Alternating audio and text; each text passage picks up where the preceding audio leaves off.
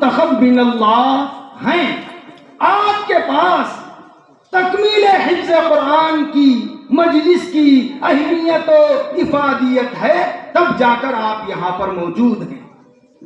بزرگوں اور دوستوں، قرآن کریم کی تکمیل کے مواقع قبولیت دعا کے مواقع ہیں، اور کون انسان ایسا ہے جو یہ نہیں چاہتا کہ میرے مطالبات میرا رب پورا کرے؟ میری الجھنیں اور پریشانیاں ہیں کہ میرا رب پوری کرے، لیکن کسی کی کانوں پر جون نہیں رہی۔ آپ تمام کے تمام قابل مبارکباد ہیں۔ بزرگوں اور دوستوں، یہ مدرسہ کیا ہے؟ مدرسہ کس چڑیا کا نام ہے؟ مدرسہ کہتے کس کو ہے؟ کیا مدرسہ ایک شاندار اور عالیشان عمارت کا نام ہے؟ نہیں بزرگوں، مدرسہ نام ہے حفاظت دین کی تحریک کا، مدرسہ نام ہے تعلیم قرآن کی یعنی مستقل آماج گاہ کا، مدرسہ دین کا قلعہ ہے۔ یہ مدارس اسلامیہ دین کے قلعے ہیں، تعلیمات اسلام کے قلعے ہیں۔ ان کی حفاظت، ان کی باز آباد کاری اور ان کی ترقی اور ان کی ترویج میں ہم تمام کی حصہ داری یہ ایمان کا جز ہے، یہ اسلام کا حصہ ہے، اور اسلامی اعتبار سے، ایمانی اعتبار سے ہم تمام کی ذمہ داری ہے۔ لیکن ہم نے مدرسے کی تعلیم کو، مدرسے کے نظام کو، یا مطلق العنان مدرسے کو ایک معمولی سی چیز تصور کر کے چھوڑ دیا۔ بزرگوں اور دوستوں، مدرسہ ہی وہ کارخانہ ہے، مدرسہ ہی وہ فیکٹری ہے، مدرسہ ہی وہ کاشت کی اور خوبصورت کاشت کی زمین ہے، جہاں سے آپ کو علماء کرام میسر آئیں گے، آپ کو خطبہ ملیں گے، آپ کو مفسر قرآن، قاری قرآن اور فقیہ دین آپ کو یہی مدرسہ دے گا۔ آپ کو اپنے مسجدوں کے مصلوں کی امامت کے لیے، مسجدوں کے منبر و محراب کو سنبھالنے کے لیے یہی مدرسہ آپ کو افراد کار فراہم کرے گا۔ بزرگوں اور دوستوں، یہ مدرسے ہیں تو ہمارا اور آپ کا وجود باقی ہے۔ مدرسے کے وجود سے ہمارے اور آپ کا وجود، ہمارے اور آپ کے تشخصات کی بقا وابستہ ہے۔ یہ مدرسے زندہ ہیں، یہ مدرسے باقی ہیں تو آپ باقی ہے، آپ شاعر اسلام کے ساتھ، تشخصات اسلام کے ساتھ زندہ اور باقی ہے۔ یہ مدرسے باقی نہیں رہے تو نہ آپ کے درمیان نماز پڑھانے والا، نماز جنازہ آپ کو بتلانے اور سکھلانے والا باقی رہے گا۔ غرض یہ کہ یہ مدارس ہی آپ کی اور ہماری بقا کے سارے ساز و سامان مہیا کرتے ہیں۔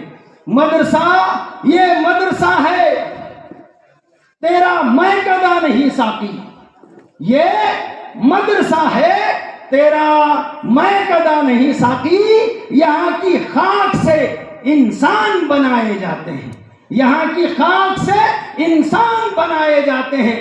آج انسانوں کی اس سماج اور معاشرے کو، ہمارے سماج اور معاشرے کو شدید ترین ضرورت ہے، اور وہ ساری ضروریات کے تکمیلے کا نام مدرسہ ہے۔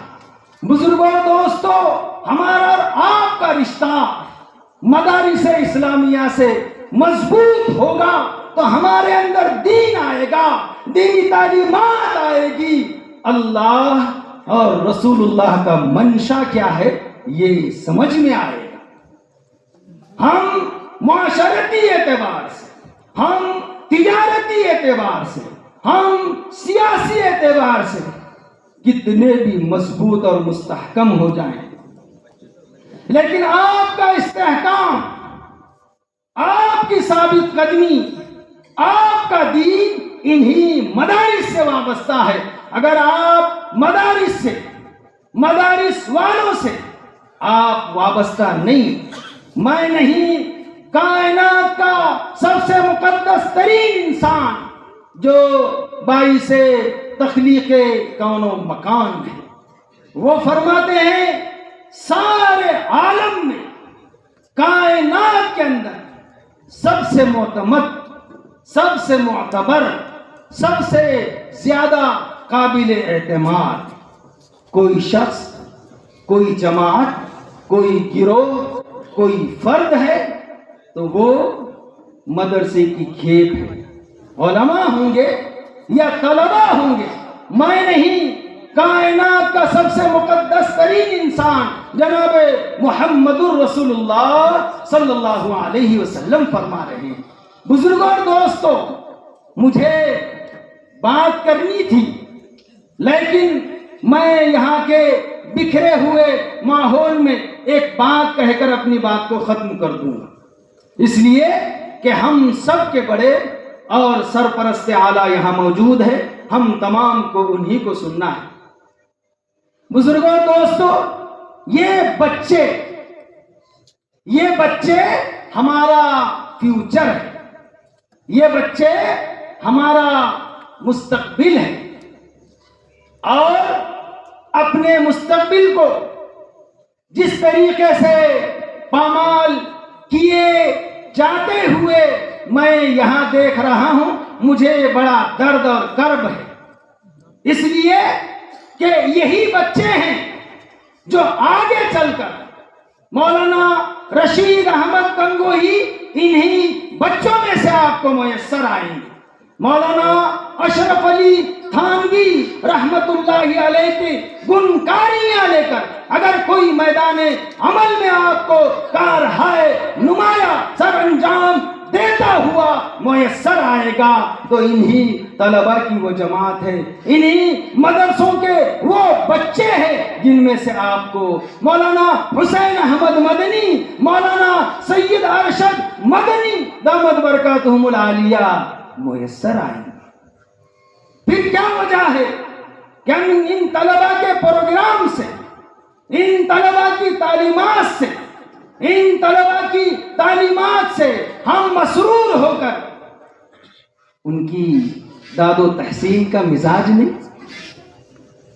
میں ابھی چند روز پہلے ایک مقام پر گیا، چھوٹے چھوٹے بچے بڑی لڑکھڑاتی ہوئی زبانوں میں، ٹوٹے پھوٹے انداز میں اپنے معافی ضمیر کو پیش کر رہے تھے، اپنے معافی ضمیر کو پیش کر رہے تھے۔